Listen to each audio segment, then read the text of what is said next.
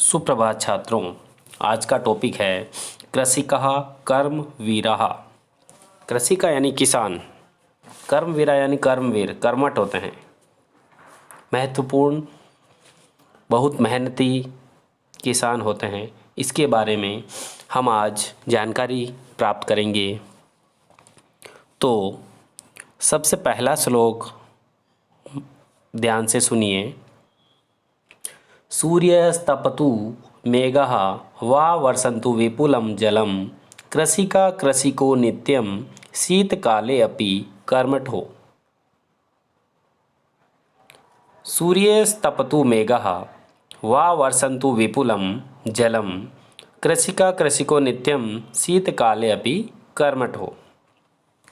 इसका मतलब है सूर्यस्तपतु, चाहे सूरज तपाए या बादल अत्यधिक बरसे, किसान तथा उसकी पत्नी सदा सर्दी में भी काम में लगे रहते हैं। चाहे सूरज तपाए या बादल अत्यधिक बरसे, किसान तथा उसकी पत्नी सदा सर्दी में भी काम में लगे रहते हैं। यानी सर्दी, गर्मी, वर्षा कुछ भी आए, किसान हमेशा मेहनत करते रहते हैं। उन्हें मौसम से कोई मतलब नहीं होता, वे दिन रात मेहनत करते रहते हैं। मेघा यानी बादल, शीतकाले यानी सर्दी में भी, कर्मठो यानी कर्मठ, निरंतर क्रियाशील रहते हैं। जलम यानी जल, तपतो यानी तपाए, जलाए, विपुलन यानी अत्यधिक। तो इस प्रकार हमें भी मेहनत करनी चाहिए। दूसरा श्लोक,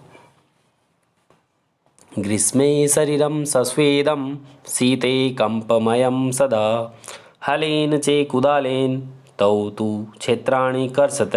ग्रीष्म यानी गर्मी में, शरीरम यानी शरीर, सस्वेदम यानी पसीने से युक्त, सर्दी में भी कंपन, सर्दी में कंपनमय, सर्दी में कंपन से युक्त, हमेशा हल चलाते हुए कुदाली से खेतों में काम करते रहते हैं किसान।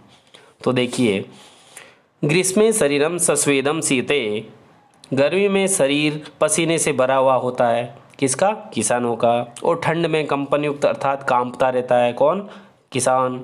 किंतु फिर भी वे दोनों हल से या कुदाल से खेतों को जोतते रहते हैं, यानी मेहनत करते रहते हैं। इस प्रकार हमें भी मेहनत करनी चाहिए। तीसरा श्लोक, पादयोर्णं पदत्राणे शरीरे वसनानि नो निर्धनं जीवनं कष्टं सुखम दूरे ही तिष्ठति। पैरों में जूते नहीं, पादयोर्णं पदत्राणे शरीर वसनानि नो, पैरों में जूते नहीं, शरीर पर कपड़े नहीं, निर्धन जीवन कष्टमय है, निर्धन जीवनम कष्टम, गरीब का जो जीवन है वो कष्टमय है, सुख सदा हमेशा उनसे दूर ही रहता है, यानी सुखी जीवन उनसे हमेशा ही दूर रहता है, तिष्ठते यानी रहता है।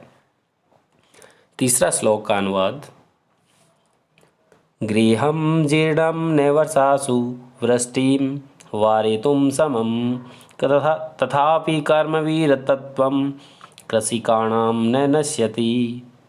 गृहं जीर्णं न वर्षासु, घर टूटा फूटा है, वर्षा के समय बारिश रोकने में असमर्थ है, तथापि कर्मवीरत्वं कृषिकाणां न नश्यति, फिर भी किसानों की कर्मनिष्ठता नष्ट नहीं होती, अर्थात काम में वे लगे ही रहते हैं।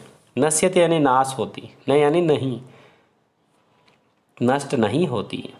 चौथा श्लोक के बाद पंचम श्लोक का अनुवाद, तयोः श्रमेण क्षेत्राणि सस्यपूर्णानि सर्वदा धरित्री सरसा जाता या शुष्का कंटकावृता। तयो यानी उन दोनों के कौन? किसान और पत्नी, उसकी पत्नी। उन दोनों की परिश्रम से खेत सदा फसलों से भर जाते हैं। उन दोनों की परिश्रम से खेत सदा फसलों से भर जाते हैं। धरित्री यानी धरती जो पहले सूखी वे कांटों से भरी थी, यानी सूखी वे कांटों से भरी थी, अब हरी भरी हो जाती है। क्यों हो जाती है? क्योंकि किसान हमेशा मेहनत करते हैं। सूखी वे कांटों से युक्त का मतलब बंजर। 6 नंबर श्लोक नंबर 6 का अनुवाद। साकमनं फलं दुग्धं दत्वा सर्वेभ्य एव तौ सुधा त्रिस्कुलौ नित्यं विचित्रो जनपालको। साकमनं फलम, वे दोनों सबको, साकमनम सबको सब्जी, अन्न, फल, दूध आदि देते हैं। दत्वा यानी दे करके। सर्वेभ्य एव तो सभी के लिए। सुधा त्रिस्कुलो नित्यम विचित्रो जनपालको, वे दोनों सबको सब्जी, अन्न, फल, दूध आदि देते हैं, किंतु स्वयं भूख प्यास से व्याकुल रहते हैं।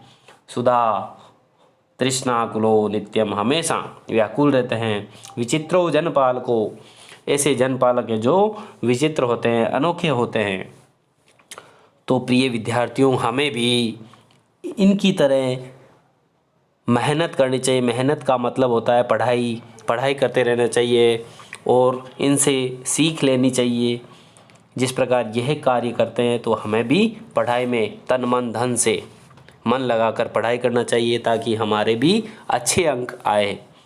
तो इसी के साथ ये पाठ समाप्त हुआ। धन्यवाद।